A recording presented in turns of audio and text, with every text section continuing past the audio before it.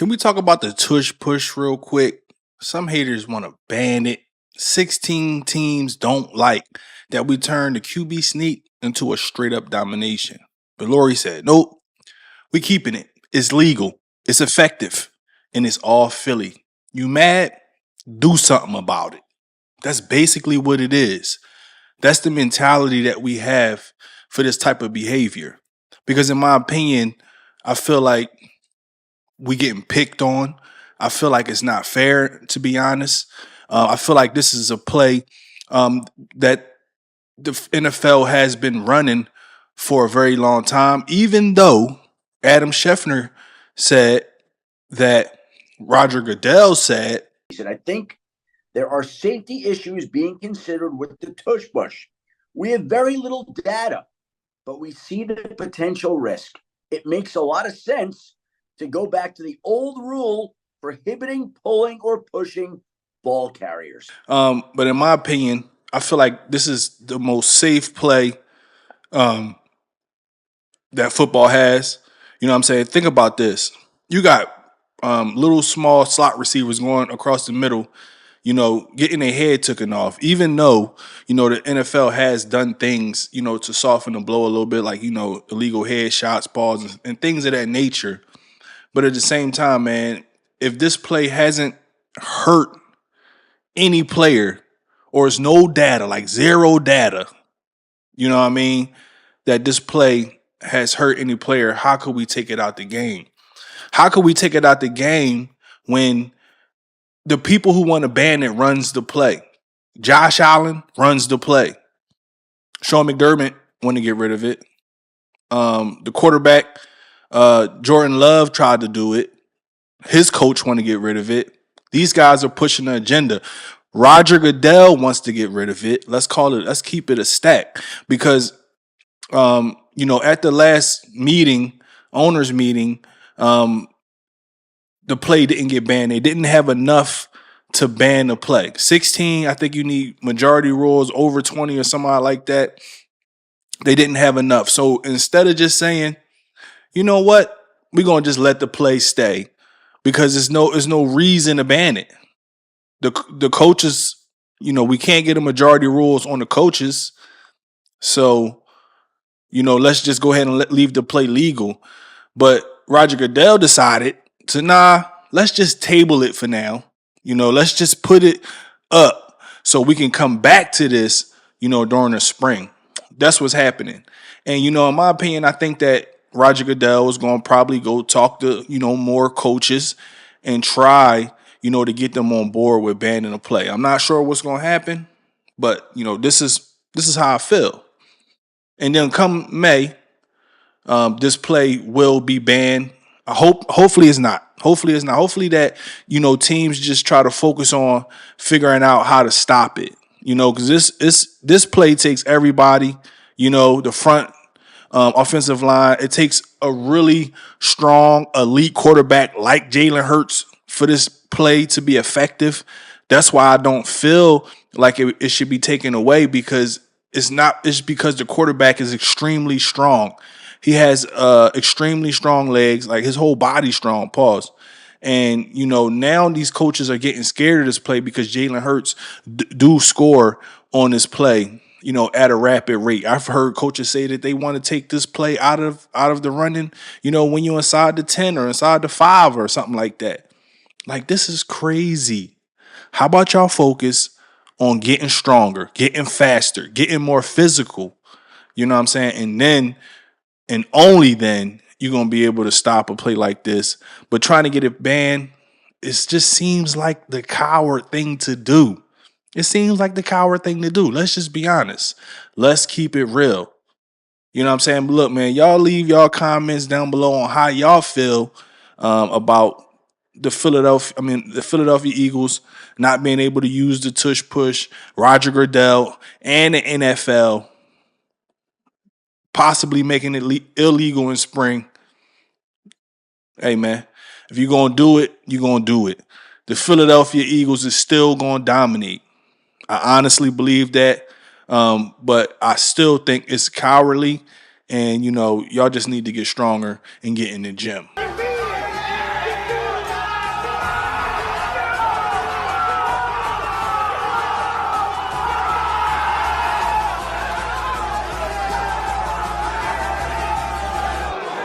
Okay, let's talk money. The Birds got $64.6 million in dead cap space this year. That's a lot, right? Especially for Howie Roseman, especially when he out here playing chess while other teams is playing Connect Four. He always find ways to keep us stacked. Pause. It's a cat masterclass every year for Howie Roseman. Look, and I believe that the Philadelphia Eagles have the best GM in the National Football League. And not just me, our owner, Jeffrey Lurie, he feel the same way. He said it in his press conference. So, and I've been saying that. And a lot of Philadelphia Eagle fans feel the same way as I do because Howie Roseman just keep putting us in position to win championships at a time when the league is super competitive. You know what I'm saying? Uber tough to be successful with all of the rule changes, that just came out and it's been happening every year. But Howie Roseman, he's still seen to make the Philadelphia Eagles roster and this team competitive every year. Of course, it was some years where and some times where we thought, we was going to see better days. And guess what? We did. We have. Howie Roseman has been drafting well. Howie Roseman has been making great decisions to keep the Philadelphia Eagles competitive right now and for years to come. He's been looking into the future. You know what I'm saying? We let go of a lot of players, this last off season or this current off season, the Super Bowl roster, because Howie Roseman put a great roster together. He put a great team together. You know what I'm saying? I expect him to do the same thing this year, and you can already tell with the moves that we made in free agency, Howie is looking for that Zach Bond of the future. You know what I mean? And that's great. That's a great way to think because we have, some really young ballers on this roster, you know what I'm saying, who's ready to get paid. And we have to plan for those guys like Jalen Carter, like Nolan Smith, like Cooper DeJean, like Quinyon Mitchell. You know what I'm saying? I can continue to move on. Maybe Jalix Hunt, another guy who has, jumped on the scene real quick. You know what I mean? So, I enjoy what Howie Roseman is doing to keep this team fresh and keep this city rolling because we hyped up and ready to watch this team go. We just won a Super Bowl, right? But we already focused on a repeat. You know what I'm saying? Focus on the third. Again, Jeff Lurie embodies, the mindset of Philadelphia because he even said it in his press conference that, yeah, we just got the second one. But guess what? We focused on the third. And I've been saying that ever since we won this chip. Look, I'm not taking away from this chip. I love this chip. You know what I'm saying? This one was special to me. This was the one, where I podcasted the whole way through. This is the one where I said from the beginning that the Philadelphia Eagles was going to win a Super Bowl this year. I've been saying this before football was hyped, when we was making these acquisitions, when Howie was making this roster what it is. You know what I mean? I've been said it. And look, man, it came true. It came true. Pause. So I'm happy. The Philadelphia Eagles is in a great space. Everybody is trailing right now at a GM standpoint, you know what I'm saying, when it comes to moves being made because Howie Roseman is that guy. And I appreciate him, man. And I appreciate Jeff Lurie because he, in my opinion, is the best owner. He allows Howie Roseman, a genius, to do his work. He allows it. And why not? It seems like to me that, the pedigree, the formula is working at a rapid rate. You know what I'm saying? Draft well. Pay players, Saquon Barkley, Zach Bond, that you can build a team around. You know what I mean? AKA the core group. That's what it's looking like. Our core group has been growing. We've been putting the players in place. Now we bringing in some low risk, high reward style players, and their only job is to show up and play like they want to win a Super Bowl. That's it. Look, while we talking about the rookies, let's give a big Philly shout out to the rookies who balled out last season, over 4,500 snaps, and helped power us to the Super Bowl. Guys like DeJean and Jalix Hunt, straight dogs. This young core got us up next. Trust and believe that. Trust and believe it. You know what I mean? Quinyon Mitchell, in my opinion, should have probably got Defensive Rookie of the Year. In my opinion, bro was a straight dog. I'm talking about from day one. How good he was, from the cornerback position. You know what I mean? That's one of the hardest positions to play in the National Football League. So we got to give a shout out to him. We got to give a shout out to Cooper DeJean. We got to give a shout out to Darius Slay, right? I know he ain't here no more. And, look, it is what it is. I get it.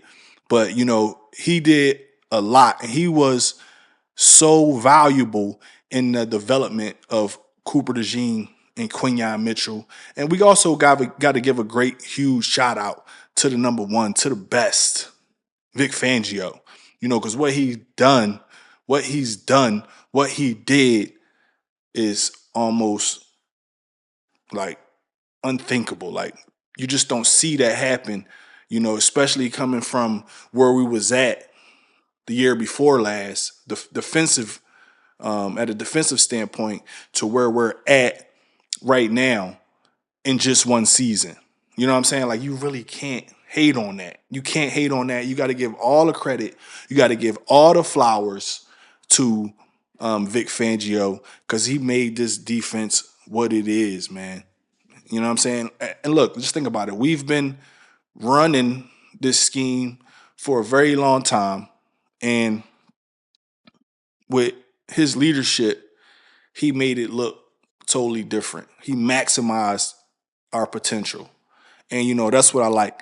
And these young guys, man, they really stood up. These Georgia Bulldogs for sure.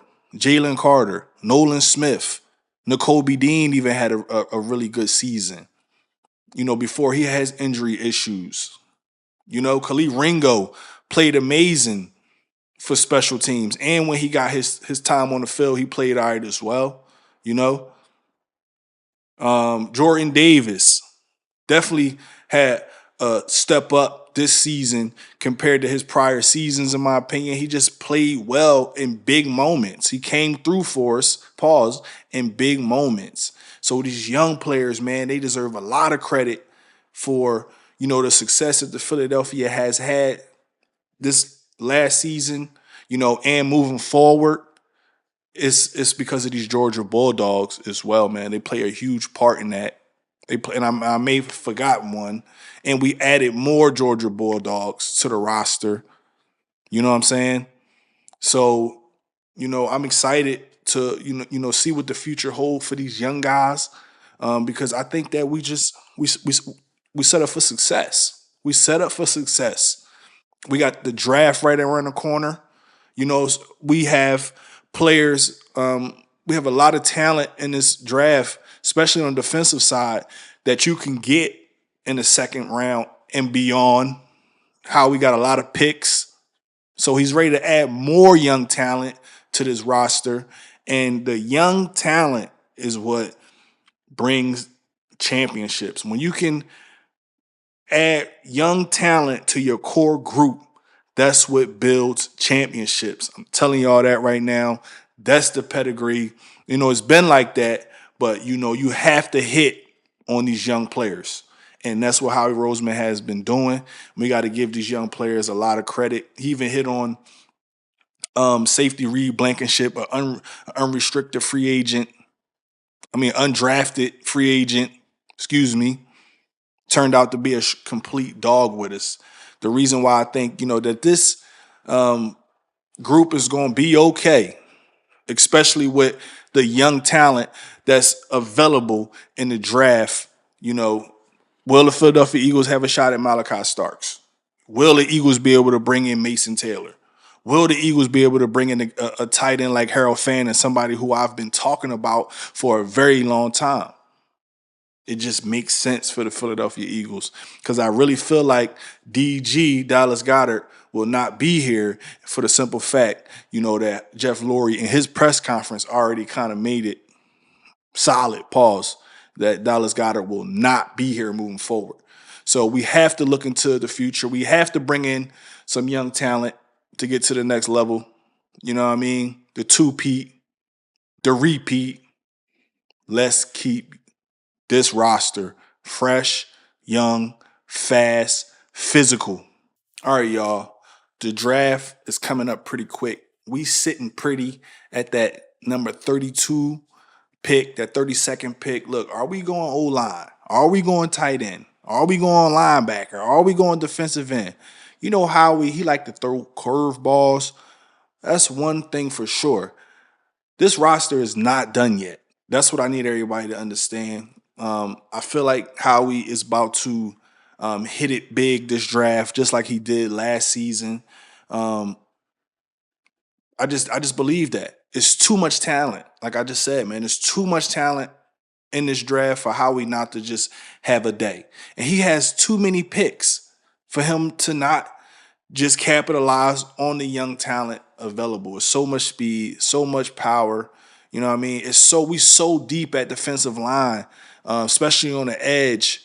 We so deep at cornerback. You know what I'm saying? This dude, Maxwell Harrison from Kentucky, this dude is a beast, bruh. He is a straight dog, and he's definitely in range for Howie Roseman to make something happen. Harold Fannin Jr., like I said, man, super high on this guy. He's in distance for Howie to strike. I don't think that Mason Taylor from LSU is going to be there, at 32. But, will Howie move up? Look, man, you never know. I know one thing or two things for certain. Howie, in my opinion, Howie is going to either move up or stay where he's at and pick there. But I just don't think Howie Roseman is going to trade back. And if he do trade back, God dang, it may be just a couple picks back. Maybe you will have that option how we can pair up some players and some picks. And it's so deep on this draft. The talent is just so deep. Pause. So he can just do so much, man. And looking at how we act last draft, where we was like, oh man, we want linebacker, we want Edwin Cooper, we want this guy, we want that guy, and how we was like, how we pumped the brakes and said, look, man, I got this. Look, and it worked out. It worked out fantastically.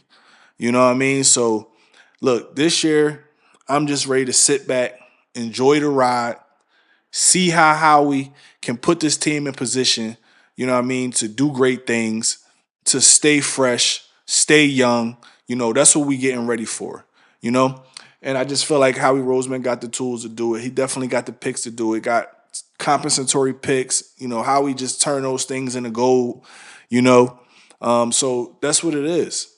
That's what it is, man. It's time to get ready for this draft. I'm looking forward to doing another mock draft shortly.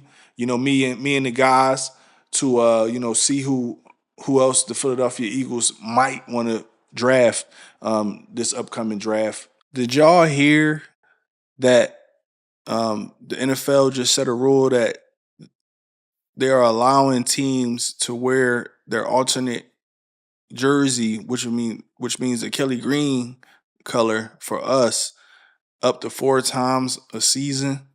That's amazing. That's amazing because the Philadelphia Eagles do very well when we wear Kelly green. It's my favorite jersey, my favorite color, to be honest. So I really think this is a good deal. And I look forward to seeing, the Eagles play in this jersey a little bit more. Also, man, did y'all hear that the Cowboys traded for Joe Milton? They traded the Patriots for quarterback Joe Milton. It looks like the Cowboys acquired Milton and a 2025 seventh rounder from the New England Patriots for a 2025 fifth rounder. Sources, Adam Scheffner, our guy, And I think it was a good trade, in my opinion. In my opinion, I think he's better than Trey Lance. Look, man, Joe Milton can throw the ball damn near 90 yards. He got one of the biggest arms in the National Football League. Do I think that, he going to take Dak Prescott job? I don't know. I don't know. I don't see it. I don't see it right now. But, you definitely got somebody behind you, in my opinion, who could threaten your position maybe just a little bit if you don't have a phenomenal season and play well in the postseason. At least show some growth in the postseason. But do I think that he taking Dak Prescott position right now? Absolutely not. Dak making way too much money. He missed most of the season last season, so I know Jerry Jones is expecting him to show up and show out this upcoming season. But now you got Joe Milton behind you. Probably just as good or better than Cooper Rush, which I don't think is there no more. So in my opinion, this was a really good trade. Do I think it's enough? Absolutely not. It is what it is. But man, look, if you made it this far in the video and you felt like this puppy helped you out, please, man, do the channel a favor. Do me a favor. Like, comment, subscribe, hit that notification bell, man, because, we always firing off these videos. We always got them coming out. We got the lives coming out, and you want to make sure you subbed up and when, we live so you can pop in, pause, and talk to us live, man, because I really appreciate everybody. Look, we on the road to 50K subs. I'm trying to blow this out the water. I need 50,000 subs. So I need everybody out there to help your boy out. Make sure y'all sub. Make sure you like it and comment. We got to get this algorithm moving. And I appreciate everybody who has been doing that for me. I have some really good supporters.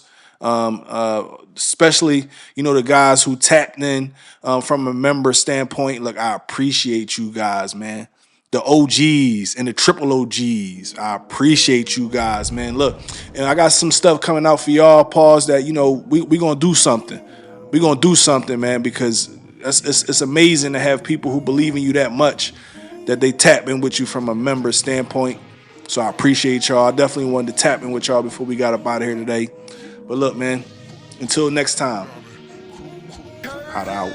Yeah, I got them diamonds on me dancing, looking like they prancing. Always on my BI, we talking about expansion. Looking at a mansion, open up the benches, hanging off the blicky, empty out the sticky, shooting like I'm jamming. Chipwood, this good, sorry that I'm this hood.